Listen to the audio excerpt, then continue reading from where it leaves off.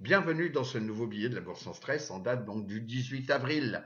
Le 18 avril était un jour férié sur les marchés américains, donc petite semaine donc de 4 jours, mais cependant on a des choses à voir, c'est ce que je vous propose. Alors, la première chose à voir, c'est de vous dire comme quoi la formation, c'est dans une semaine. Et oui, formation du 26 au 29 avril 2025.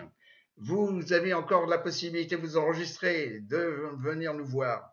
Et pour ce faire, je vous propose de regarder le webinaire que nous avons fait tous les trois, donc Michael, José et moi-même, le dimanche 13 donc avril, avec effectivement, on vous présente quelques stratégies. Ce ne sont pas toutes les stratégies, mais en tous les cas, a priori, c'est une vidéo qui a beaucoup plu. Alors, durant cette formation, je vous rappelle, c'est pendant 4 jours, avec 2 jours où on va bénéficier de l'ouverture des marchés pour faire de la pratique, voilà, pour utiliser la plateforme TWS, donc pour voir les calls, les puts, les stratégies, celles qui sont vraiment les plus utiles. On peut toujours extrêmement compliquer les choses, mais généralement, j'ai appris une chose, plus c'est simple, et les probabilités de réussite sont quand même bien là.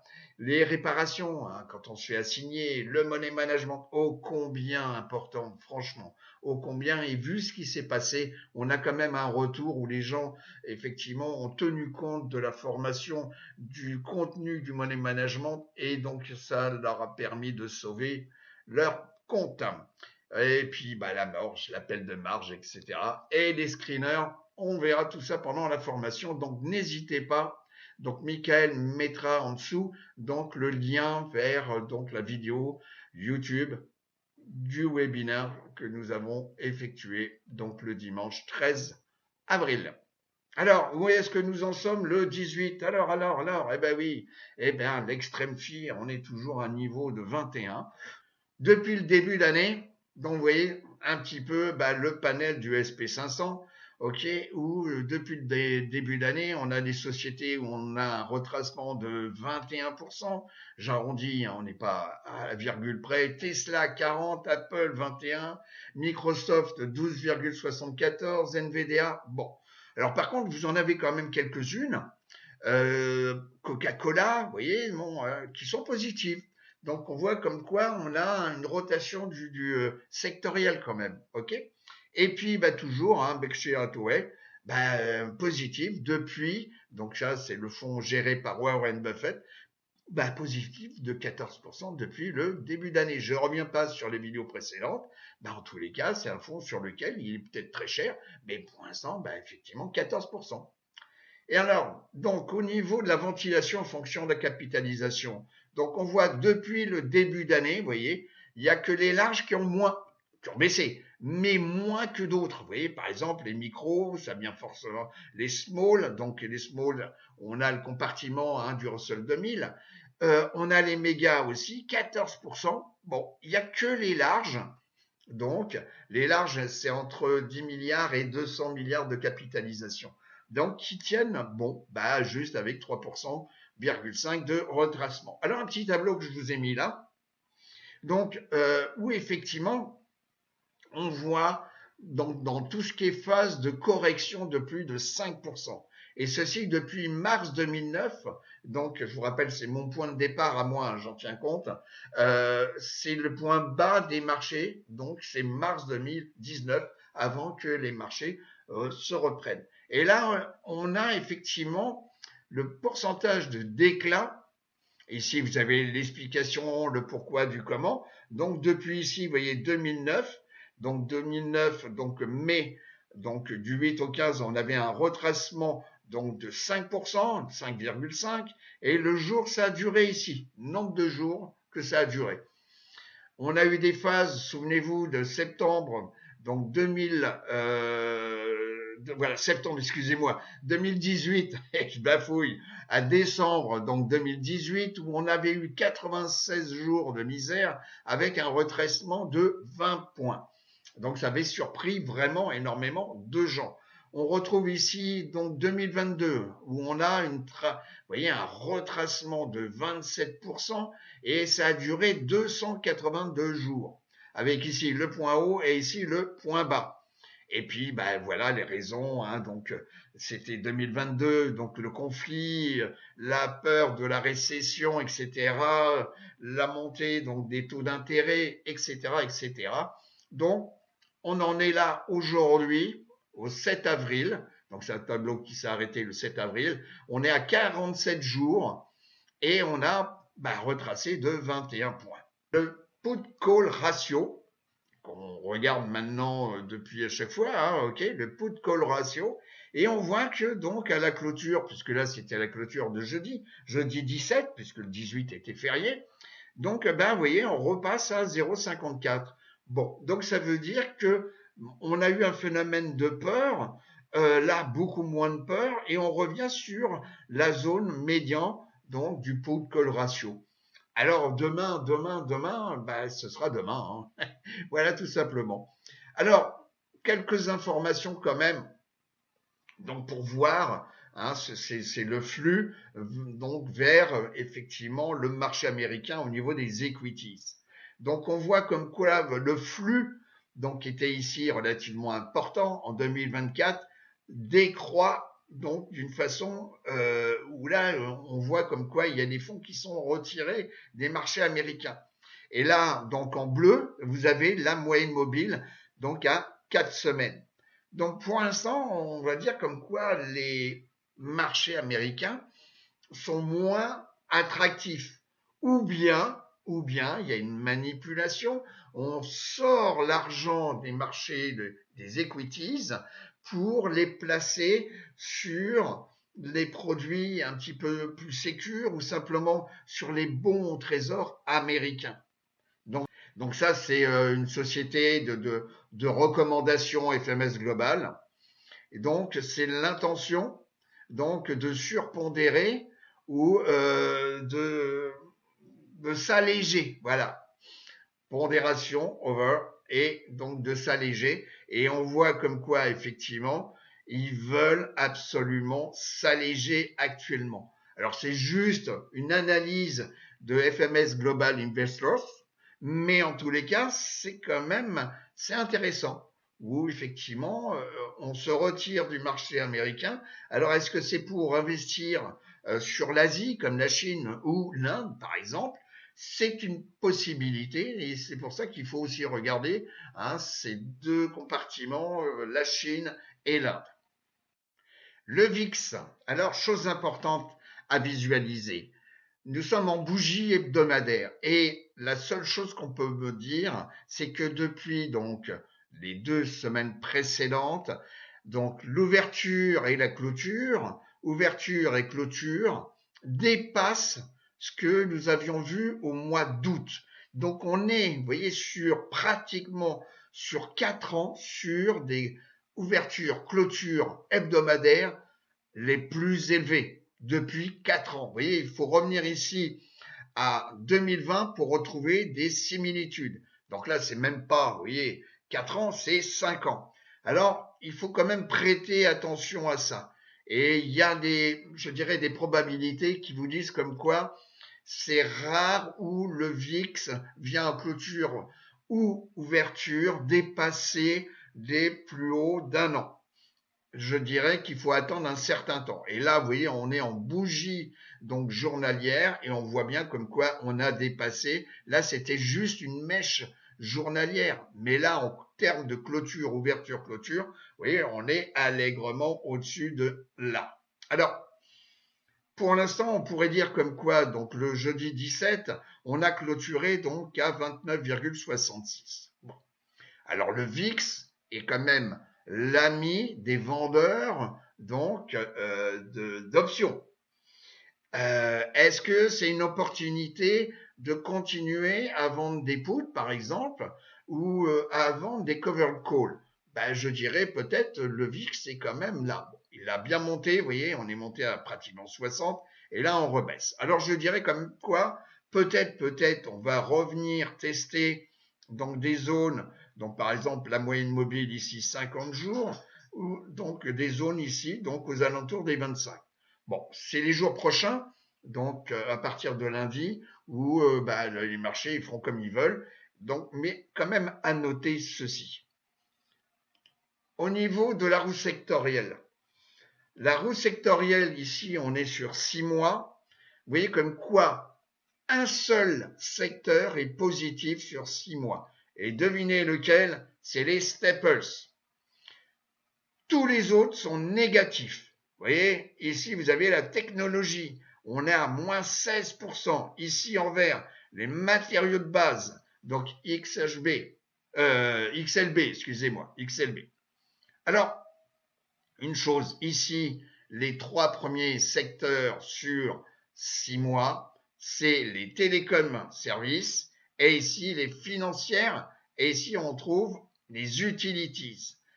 Eh bien, pour ceux qui ont fait la formation, on en parle, la roue sectorielle, et là, on est quand même dans une phase donc où on attaque une phase de récession.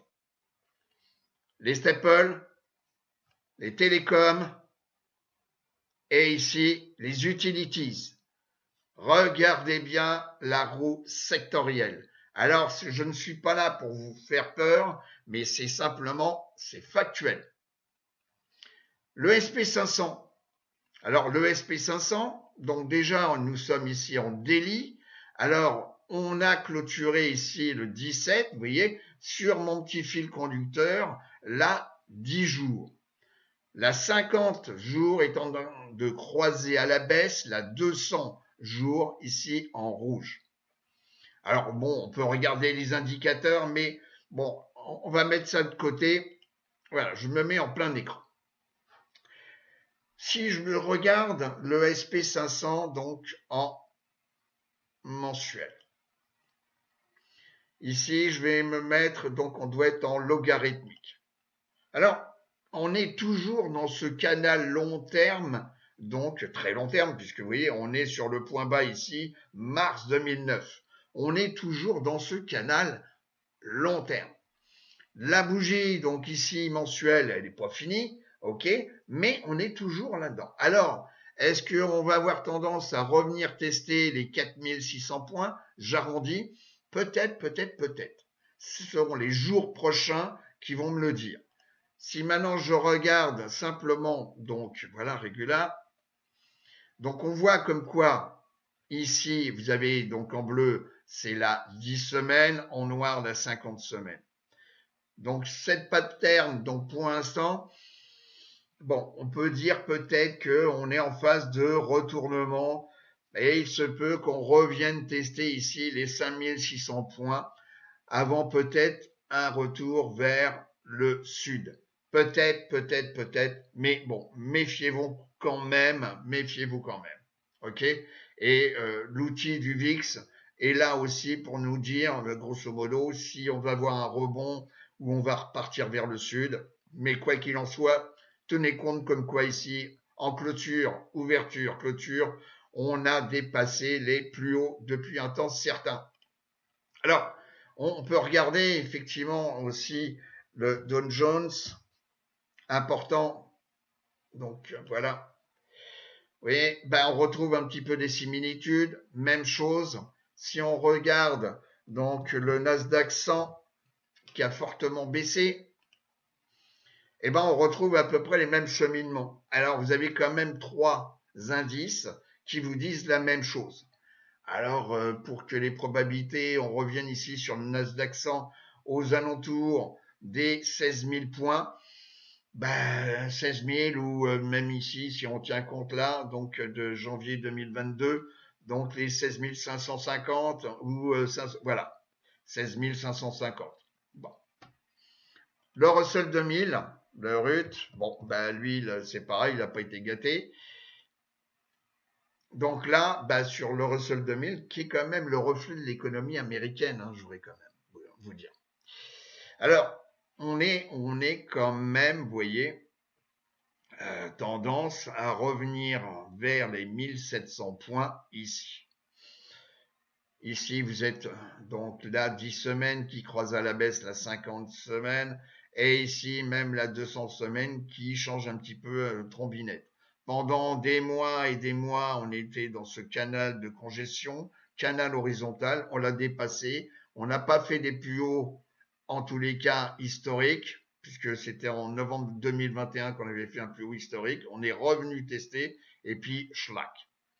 Alors, attention, attention. Au niveau donc des industries qui ont le plus baissé, on voit toujours qu'il y a un rapport avec l'oil et le gaz drilling, mais je crois qu'on avait vu déjà la même chose il y a 15 jours. Chemical, l'aluminium, les véhicules de récréation, voilà, donc pris, puisque effectivement, si le moral est bon, le marché va bien. Si effectivement s'acheter la petite moto ou le quad, etc., ben, c'est pas le moment parce qu'on a le moral dans les baskets. Vous voyez, comme quoi on a des forts retracements. Bon, alors également quelque chose d'important, c'est l'or. Parce que tout le monde me dit, voilà, il faut prendre l'or parce que c'est un bon moyen de se protéger contre la baisse possible du dollar ou l'augmentation de la monnaie chinoise. Bon, alors il faut quand même regarder dans le temps passé puisque l'or, vous voyez, comme a vraiment franchement végété pendant un bon bout de temps. Et si en 2019 on a cassé cette zone de congestion et puis pof, on est parti ici vers les étoiles. Donc là, si GLD, c'est un ETF, hein, donc il y a un rapport 10 par rapport donc à l'once d'or. Donc il y a un rapport 10. On est venu aussi tester les 194 et puis ici on a végété, voilà. Donc on est en bougie weekly, hein. Et puis pof, tac, on a cassé donc de nouveau en 2024 et puis là, belle progression quand même, vous voyez. Si voilà, tac, on va voir directement, on est à 300, donc 3060 l'once d'or. Bon, et 306 pour l'ETF. Eh bien, on est bien au-dessus donc de la 10 semaines, la 50 semaines, la 200 semaines. Mais en tous les cas, oui, une belle progression. Alors, est-ce qu'il risque pas d'y avoir un petit retracement quelque part? Oui, à chaque fois, ça se vérifie, on retrace, zone de stabilisation, voilà, et puis retracement, zone de congestion. Bon, alors, c'est pour ça que je vous parle de ça, parce que j'ai détecté une société, donc voilà, qui s'appelle Harmony Gold Mining Company. Alors, ce n'est pas de la recommandation. Hein, je me répète, ce n'est pas de la recommandation, c'est juste quelque chose que j'ai vu. Je vous en parle parce que à la Bourse en Stress, on est quand même extrêmement généreux à travers nos vidéos hebdomadaires où on vous donne beaucoup d'informations sur les options, sur les marchés, etc. Donc, c'est une société, vous voyez, la tendance, donc sur un an, vous avez 2022, 2023, etc., etc. On voit comme quoi le total revenu a tendance quand même à monter un petit peu. Bon, on va sur sommaire, voilà. On a ici la capitalisation. Alors, c'est pas une grosse, hein, donc voilà. J'irai pour bien tranquillement pour traiter donc les options. Bon, 10 milliards, c'est bien quand même. Donc là, on est à 10, pratiquement 11 milliards de capitalisation. Alors, pourquoi cette société? Je dirais pourquoi pas. Hein. On voit que cette société, vous voyez, elle a un petit peu ici une zone de congestion avec un petit, voilà. Et puis, on a recassé cette zone de congestion, vous voyez, il n'y a pas très longtemps. Donc, c'était en mars 2025. Je suis en bougie ici daily. Si je regarde d'une façon un peu plus précise, vous voyez, donc je suis en hebdomadaire. Et là, on est en train de jouer sur des anciens plus hauts de 2011 et on les a même dépassés. Et là, on est en train de jouer avec les anciens plus hauts de 2006. Donc, si vous voulez, ça fait pratiquement 20 ans, 19 pour ceux qui vont me dire, ah oui, mais bon. Alors, on va dire 19 ans. Bon, alors, il y a peut-être un coup à jouer. Alors, ce n'est pas de la recommandation, je me répète. Donc, alors, il ne faut pas se précipiter maintenant. Donc ici, je viens en daily. Je dirais que là, on a peut-être une petite bougie d'indécision. On risque d'avoir un retracement. Bon. Alors, est-ce que on peut vendre des puts sur cette société? Bon, je dirais que ouais, la volatilité, le VIX est un petit peu important aujourd'hui. Je pense qu'on risque de revenir peut-être tester donc la zone des 15-13 ici, hein, voilà, 15-13.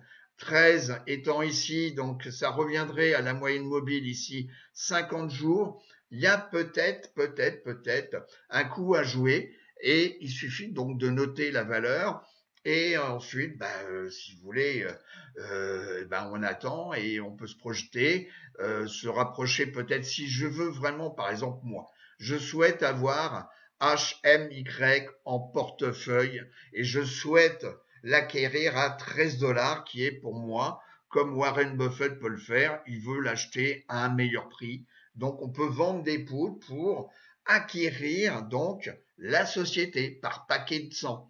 Donc on peut le faire, il suffit ensuite de regarder, vous voyez par exemple, euh, on en a parlé à un moment donné, on en parle pendant les formations, c'est voir pour une échéance, ce qu'on appelle la peine, regardez ici aussi les chaînes de cotation, voilà, regardez par exemple, vous voyez, donc la chaîne de cotation pour une échéance, on va dire par exemple pour l'échéance du mois de mai, donc là on est en mensuel, on va se mettre ici donc side by side, donc on va voir les puts et les calls, ok, et puis regardez par exemple pour le 13 dollars, vous voyez comme quoi la prime elle est un peu rikiki, bon, la volatilité implicite, elle est un peu, voilà, on a de l'open interest. Bon, c'est pas ce qu'il y a de mieux, mais c'est normal parce que on est à pratiquement, vous voyez, on est à 29 jours. Donc, de l'échéance. Mais, on peut regarder, par exemple, sur des échéances un petit peu plus longues. Parce que cette société, c'est un rapport avec l'or et j'y crois, c'est une minière, soit, ok, mais l'or risque de reprendre de la valeur par rapport au risque monétaire, donc du dollar, et puis le fait comme quoi qu'il y ait peut-être des crypto-monnaies adossées à l'or et tout. Bon, je suis pas devin, mais bon, voilà, pourquoi pas. Donc, vous voyez, pour l'échéance du 15 août, pour le 13, on a un petit peu plus de primes. Bon, voilà. Donc, et c'est normal, hein, le strike, il est que 13 quand même. Donc après, c'est money management, c'est combien de contrats, etc. Par rapport à votre portefeuille, on est dans une zone de risque, on a la volatilité. Est-ce que je vais prendre le même nombre de contrats? On voit tout ça pendant les formations et croyez-moi qu'on n'est pas avare à vous transmettre des connaissances. Alors, peut-être une probabilité de je puisse rentrer sur donc un Harmony Gold Mining. Alors, également une autre société, vous voyez, donc c'est TNK. Alors TNK, qu'est-ce qu'elle fait, qu'est-ce qu'elle fait pas? La capitalisation, vous voyez, elle est quand même petite. Donc là, bon, on peut vendre des covered calls. Bon, c'est pas une grosse capi, mais c'est une société que j'ai détectée. Bon, il y a peut-être moyen de, comme on dit, de moyenner. Hein. Voilà, tout simplement. Donc, une capitalisation inférieure, hein, on a 10 hein, en rapport par rapport à HMY, mais on va voir sa trombinette. Bon.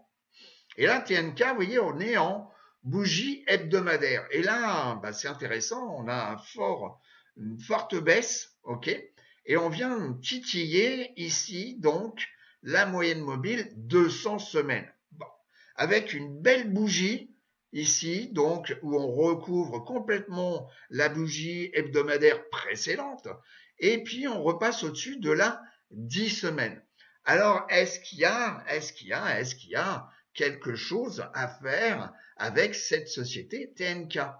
Alors, pour en savoir un petit peu plus, on va voir son compartiment, c'est-à-dire qu'est-ce qu'elle fait. Alors, elle est dans l'énergie et oil and gas midstream.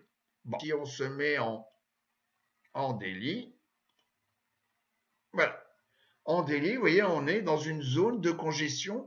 Alors, je ne vous demande pas de vous précipiter, ok? Ce n'est pas de la recommandation, mais juste à suivre. Voilà. Alors, même si la 200, elle est baissière, ok.